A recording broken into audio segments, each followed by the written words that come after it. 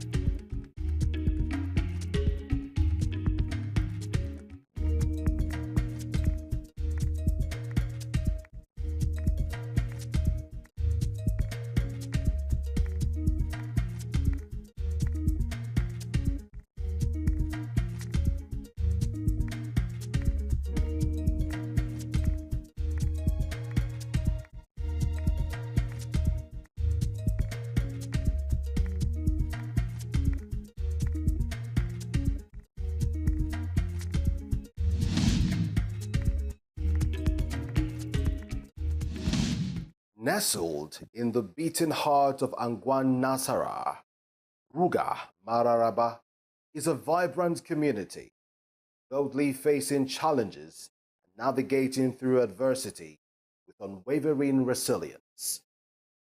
During the rainy season, the river poses a threat as it can flood homes in Angwan Nasara, Ruga Mararaba.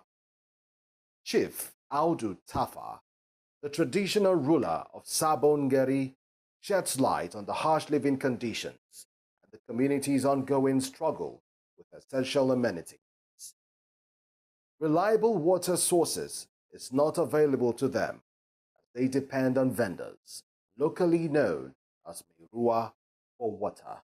Little history I know about this river. We've been here now since 2012. Then before I came down to 2012, it was a church somewhere there that creates passage. Then later they struggled to make sure that this bridge was being constructed. But actually, when during the rainy season, it's a lot of problem. Let me just put it in a simple.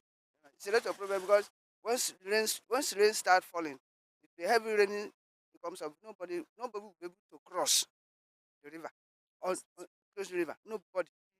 You know where is the road. You know where is the road. Everywhere will be blocked up until after some few hours. Then when the rain stops, then people start. It's the big problem that we are facing here.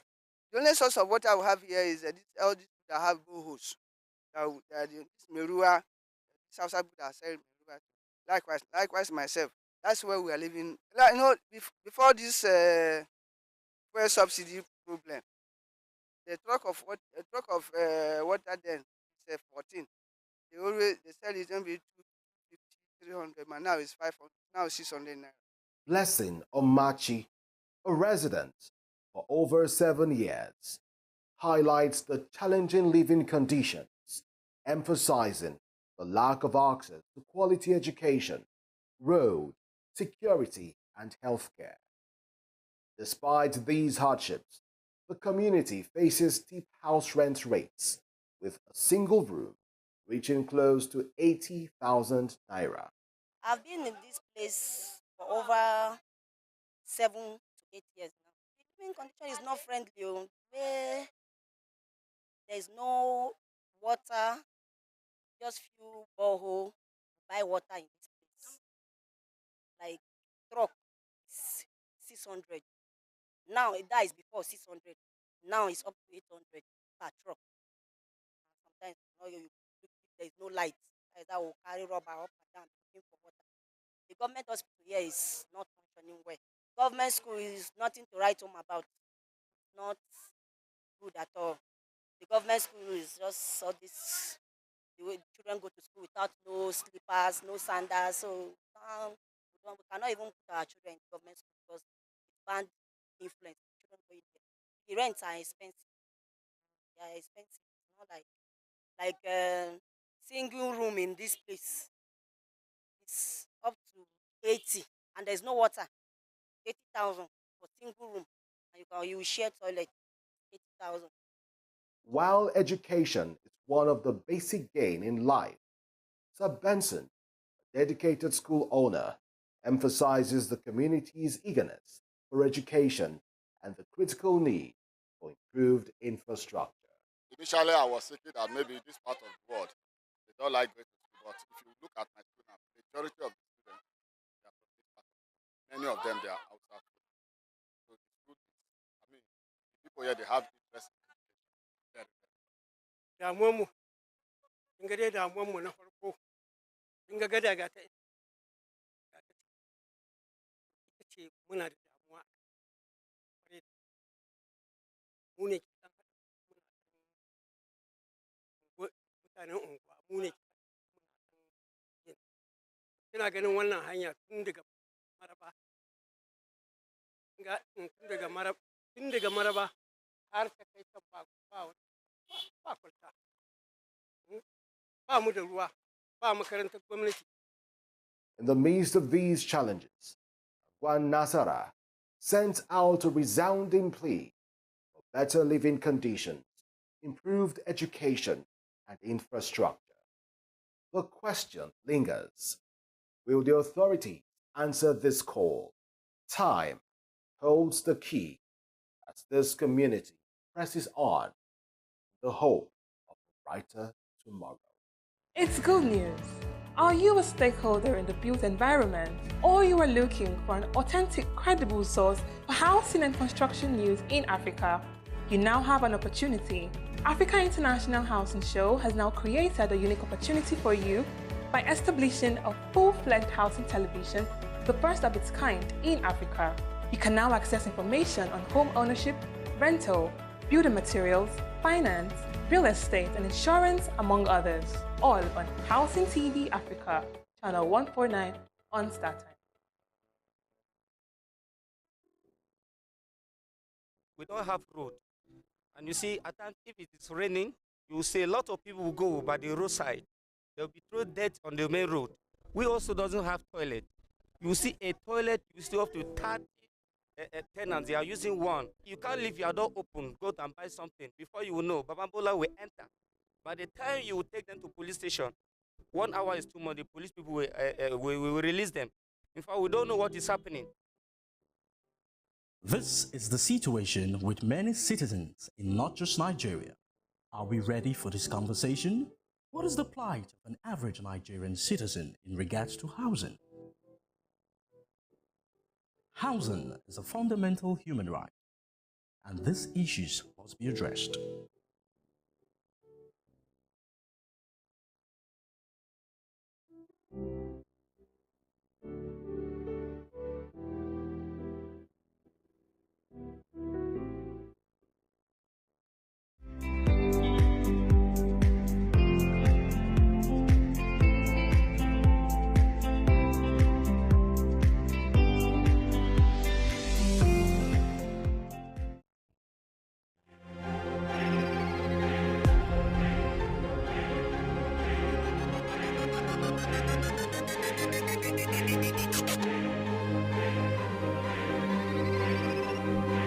Housing TV Africa, your first in housing news.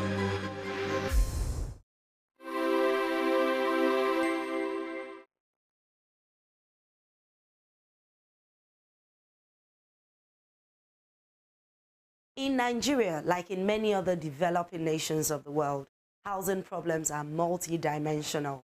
The problems of population explosion, continuous influx of people from rural to urban centers, and lack of basic infrastructure required for good standard of living have compounded housing problems over the years. Hi there, this is Housing Palava in my country. I am Joyce Nwosu. We don't have road. And you see, at times, if it is raining, you will see a lot of people will go by the roadside. They'll be throw dirt on the main road. We also doesn't have toilet. You see a toilet, you still have to 30 tenants, they are using one. You can't leave your door open, go and buy something. Before you will know, Babambola will enter.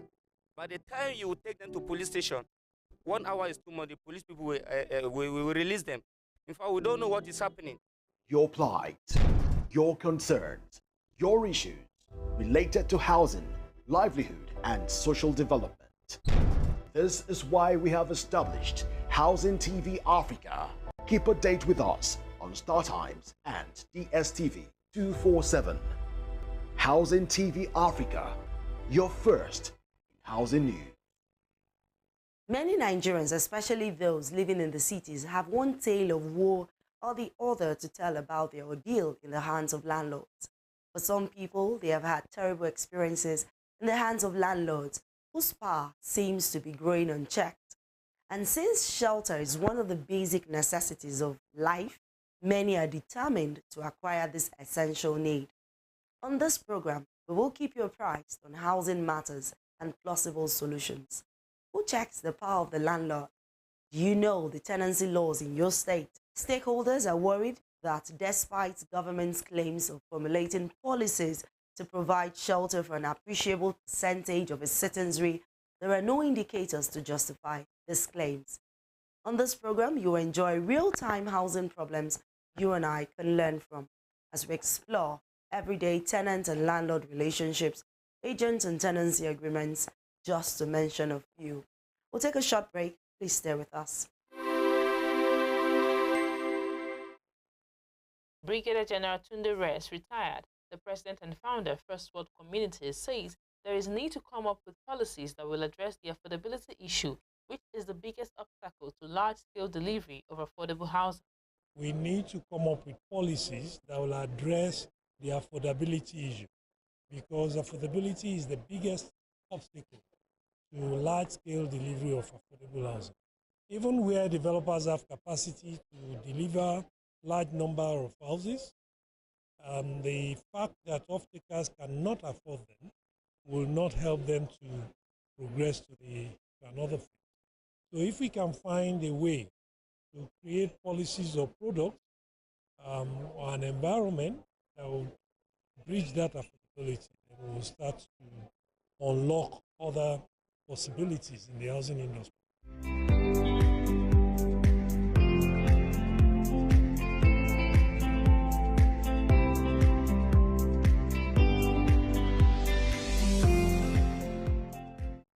Glad to know you're still there. Our first palaver happened in Ibadan, your state capital. Bidemi Babatope narrated her ordeal in the hands of a 58-year-old landlord. She had earlier paid for 2 years' house rent, but after a year of occupancy, the landlord demanded that she paid more. Reason, because other landlords had increased their rent. Babatope declined such demand and referred the landlord to his tenancy agreement, which they both signed. That was not enough to dissuade the Shylock landlord, as he refused to acknowledge his agreement. The consequence was that Babatope was given a 7-day quit notice to vacate the room. Sounds familiar? A regular ugly picture in the housing sector. Come with me, let's get an expert view on this. Landlord-tenancy relationship is usually governed by laws enacted for that purpose.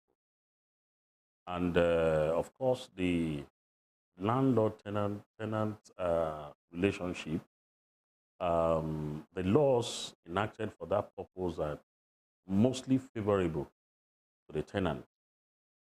But in respect of increment of rent, of course, I'm aware that Lagos State, out of all the states of the Federation, are a bit proactive. They have enacted laws wherein it has been encapsulated that landlords cannot increase rent arbitrarily.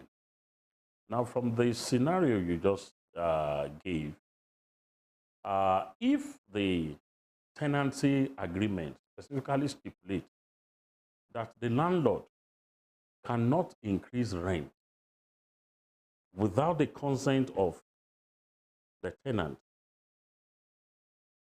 at an agreed period of time between the parties, then it will become arbitrarily for the landlord to increase rent. And on that basis, predicated on this scenario you just gave, if the agreement says for the next 2 years, the landlord cannot increase rent, then if the landlord does that within that specified period, then I would agree with the tenant, that is in the scenario, of course, he has the right to refuse to what? To pay the rent. And it's a matter that can even be taken to court for the court to decide on it. But in a situation whereby the agreement, the tenancy agreement does not restrain or stipulate that the landlord cannot increase rent at an agreed period of time. Let's say, for instance, because other landlords are increasing their rent, the landlord too wants to increase, the rent. Remember something, the landlord is the owner of the property. And they are usually tactical in handling this kind of situation. When they serve you notice of increment, they give you time within which to respond whether you are accepting or you are what? You are not, accepting. When that time lapses, then they assume that yes, you have what? You have rejected the notice of increment. So the next thing is to what? Is to serve notice to quit on you or on the tenant. So this, issue, legal issue, can be what? Can be looked at,